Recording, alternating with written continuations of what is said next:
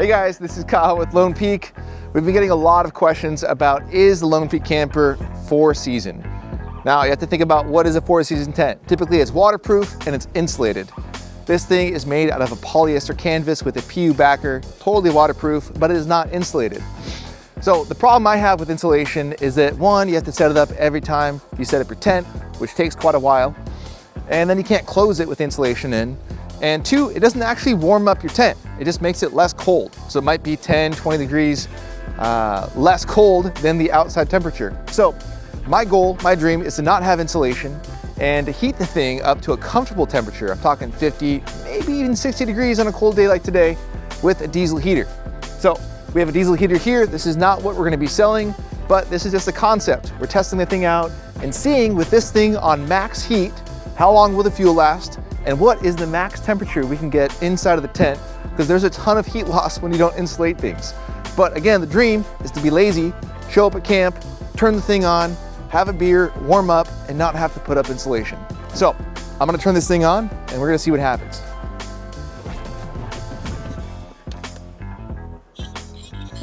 So the way these things work is it takes about 5 minutes. There's a glow plug inside of here. It takes about 5 minutes for that thing to actually heat up and start igniting the fuel.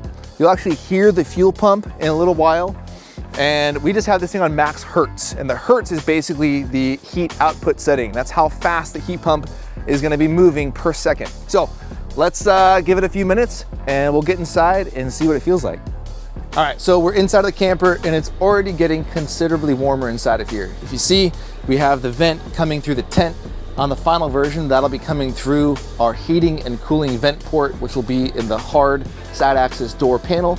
That'll also have ports for power and for the thermostat, so you can control it from the inside.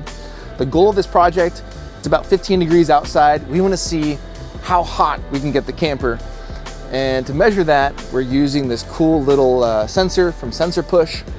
It's called the HT1, HTW. And this thing actually measures the temperature and the humidity.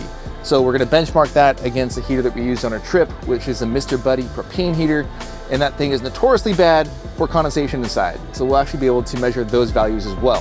So let's leave this thing for as long as it takes for the fuel to die out, and we'll see how hot it gets and how long it lasts. All right, we ran our test and I wanna share the results with you guys. There's some good news and some bad news. The good news is that it took about half an hour to get up to about 55 degrees inside. After a while, it got up to about 60 degrees, which is amazing. The relative humidity dropped from 50% to 20%, which is fantastic, because if you've ever run a Mr. Buddy heater, those things create tons of moisture and humidity in the air so that you wake up with condensation everywhere, and this is not fun. So, not a fan of the Mr. Buddy.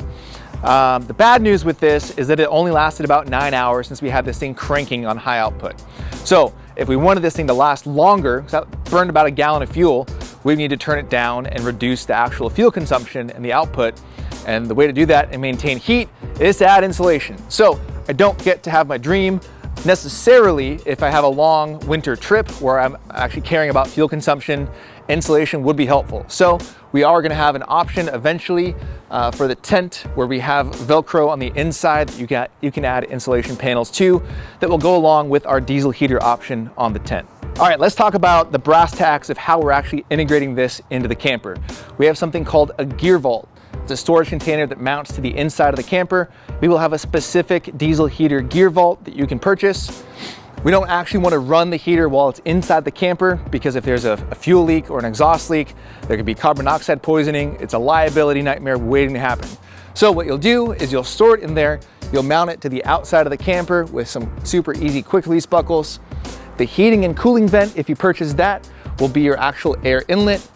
And then it's gonna be sucking air from a zipper inside of the tent. So you have a complete closed loop system. The question here is, where do we put the fuel tank? We could have the fuel tank mount to the actual diesel heater that goes inside of the gear vault, or I actually saw a pretty nifty solution where they mount the fuel tank to the outside of their rig and they keep it there, and they have a quick disconnect fuel line so that you don't actually have to fuel up a canister and put it inside of your rig. Because I don't know about you, when I've been prototyping this, I've gotten diesel fuel all over myself multiple times, and I don't actually want that inside of the camper. So let me know if you guys like that idea of having the fuel canister mounted to the outside of the camper and having a quick disconnect line. Maybe we have an option for both, I'm not sure. So if I haven't covered anything that you guys have thoughts or ideas on, we're still very early in development on our diesel heater solution. So I want all of your feedback because the closed loop system was totally your idea, not mine. So reply in the comments below. Until next time, I'll see you around.